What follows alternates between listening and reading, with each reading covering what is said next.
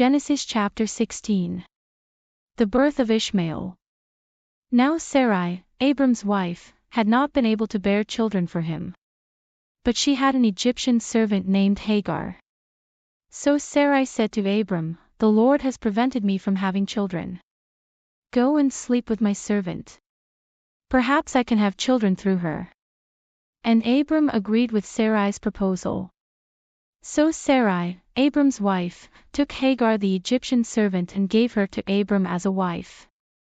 This happened 10 years after Abram had settled in the land of Canaan. So Abram had sexual relations with Hagar, and she became pregnant. But when Hagar knew she was pregnant, she began to treat her mistress, Sarai, with contempt. Then Sarai said to Abram, "This is all your fault. I put my servant into your arms, but now that she's pregnant she treats me with contempt. The Lord will show who's wrong, you or me." Abram replied, "Look, she is your servant, so deal with her as you see fit." Then Sarai treated Hagar so harshly that she finally ran away. The angel of the Lord found Hagar beside a spring of water in the wilderness, along the road to Shur. The angel said to her, "Hagar, Sarai's servant, where have you come from, and where are you going?"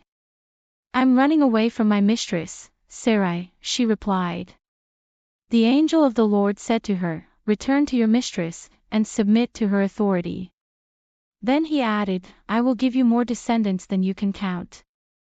And the angel also said, "You are now pregnant and will give birth to a son. You are to name him Ishmael, which means, God hears, for the Lord has heard your cry of distress. This son of yours will be a wild man, as untamed as a wild donkey. He will raise his fist against everyone, and everyone will be against him.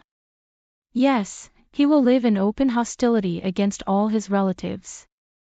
Thereafter, Hagar used another name to refer to the Lord, who had spoken to her. She said, "You are the God who sees me." She also said, "Have I truly seen the one who sees me?" So that well was named Beer-lahai-roi, which means, well of the living one who sees me. It can still be found between Kadesh and Bered. So Hagar gave Abram a son, and Abram named him Ishmael. Abram was 86 years old when Ishmael was born. Thank you for listening.